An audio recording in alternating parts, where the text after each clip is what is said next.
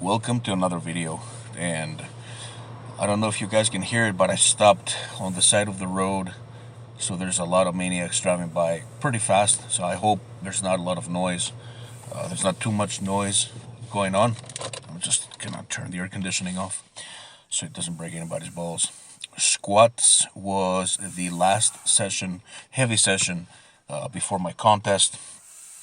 My shoulders were so jacked up from the bench press on Tuesday that I literally had to put my hands down and just squat like that. I mean, it's a Smith machine. If you center yourself properly, it's really not that hard.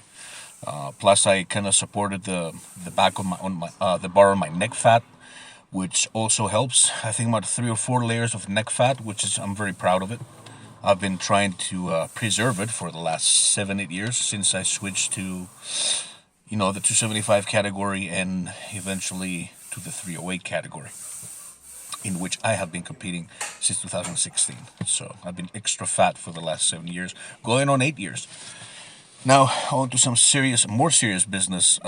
This was the last squat session of this training cycle, 12 weeks, 3 weeks of rest. I like to take 3 weeks, and then on the 4th week, most of the time I will rest. Sometimes I'll go do something really light, some empty barbell, 50 kilo bench press and stuff like that, really light stuff. Kind of like an active therapy or so. The day was not supposed to be heavy, and it wasn't.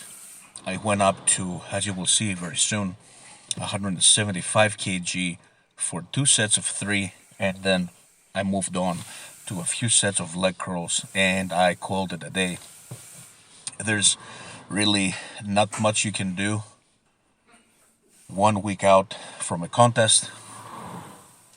It's if that actually you're detraining. If I was really gonna push it, it's taken away from my recovery, and I like to traditionally taper down on the intensity 2 weeks out from the contest. Like, if you were speaking to probably some even more old school coaches, they'll probably tell you 3 weeks out. Like Louis Simmons used to say, they will, in some of his podcasts, they would taper down the volume like 3 weeks prior to a meet because they were doing the reverse pendulum wave. Anyway, I moved on to some leg curls. I stayed light. I was explosive. I got excited because I really like doing leg curls.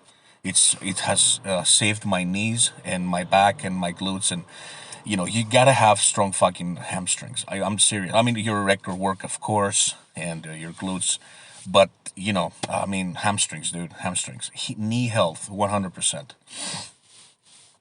So this was the session. I sat down yesterday, and I figured out that in 1 decade of competition, because this year is gonna be 10 years of this December is gonna be 10 years of competition.